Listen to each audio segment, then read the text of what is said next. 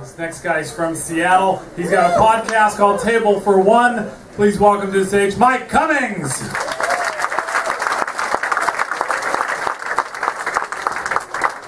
Thanks for having me.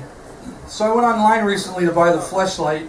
I don't have time to get to know you, I'm sorry. If you don't know what that is, it is a plastic tube that you have sex with. The Fleshlight is actually considered the iPhone of fake vaginas. They're really awesome. They have a lot of options and a vibrating function. I went to Amazon.com, that's where I do all of my online shopping. Amazon has a neat thing where under the item in the reviews, it'll give you statistics of how many people bought the item that you're looking at. Turns out something like 35% of the people that checked out the Fleshlight actually bought a machine called the Turbo Stroker. So I went and I checked it out, and guess what? I like it better. So I bought it. I am an Amazon.com Prime member. That means I can pay $2 extra, they'll deliver it the next day. It came right away. So did I. It really is everything I thought it was going to be. Fellas, though, do your research, okay? But whatever one you decide to get, the Fleshlight or the Turbo Stroker, at the bottom of the screen on Amazon where it says new, used, and refurbished, you're going to want to ignore that whole section. Always go new. It is worth the extra $5. The only downside to buying my sex toys from Amazon is I've gotten 50 emails asking me, hey Mike, when are you going to rate that Turbo Stroker that we sent you a month ago? Plus, weird shit is showing up in my daily recommendations. Every time I log on to Amazon now, it's, hey Mike, Top Gun's out on Blu-ray, you want to check that out? Hey Mike, would you like some wool seat covers for your van? Hey Amazon, I don't drive a van. Oh, okay, how about a jar of chloroform and some nylon rope? You think you might get a little use out of that? I did eventually rate the Turbo Stroker. I only gave it 4 out of 5 stars. I would have given it 5 stars if it was either self-cleaning or machine washable. Because I love using it. What I don't love is shaking it out when I'm done and hosing it off in the kitchen sink. Because my roommates aren't cool. One of them caught me using her bottle brush one time. We had a house meeting.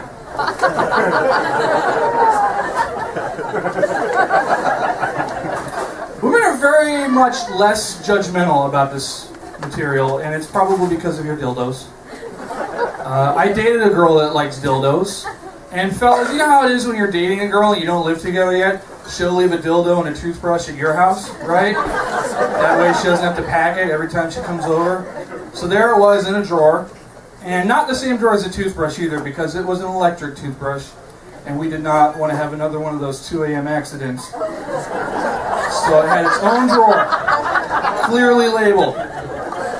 It was awesome and fun until we broke up. And she never came back to get her dildo or her toothbrush. So guess what? I own a dildo. And I don't know what to do. I can't re-gift a dildo and tell the next girl that it was chewed up like that when I bought it. And let me tell you something. Goodwill will not take a dildo.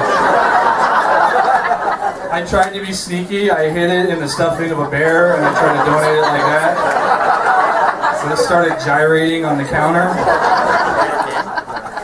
I'm not allowed at Goodwill anymore. Everyone tells me to throw it away. Mike, just throw it in the fucking garbage already. Well, there's 2 problems. I live in Seattle, okay? I don't know which bin that it goes in. And I'm not paying a $250 fine for throwing my dildo into the wrong container. I sure as hell am not going to ask the garbage man about it. The other problem is there's raccoons in my neighborhood.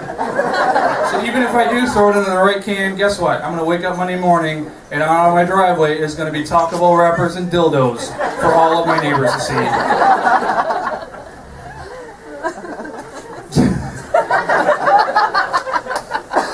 I am on antidepressants right now, so of course my dick's not working the way I would like. My doctor did prescribe some Viagra for me, but I am not going to take it. Who is going to take Viagra to make love to themselves? That seems like a waste of money. The pills are working enough to get me to the gym. I've actually lost some weight. I am halfway to my goal, which is 5 pounds.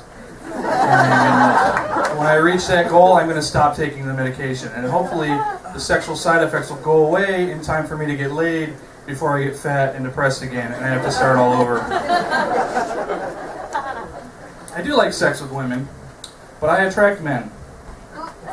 It's probably because I have great hair and hazel eyes, but it's been going on for a long time. I remember I was walking home from a bar one time, hammered, and it was a long way home, so when this guy pulled over, I got into his pickup truck, and he asked me if I smoke weed.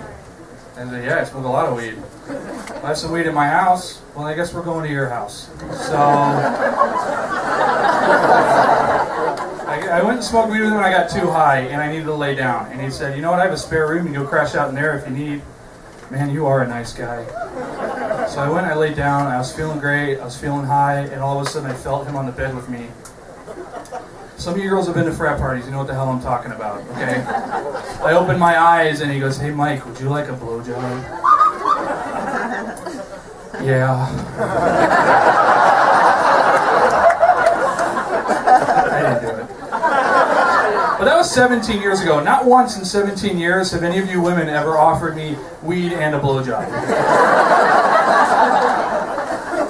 So if I had that piece of information, I had to make that decision over again, who knows?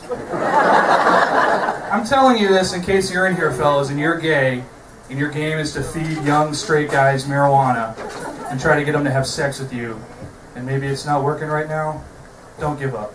People change. Thank you all very much. You've been a lot of fun.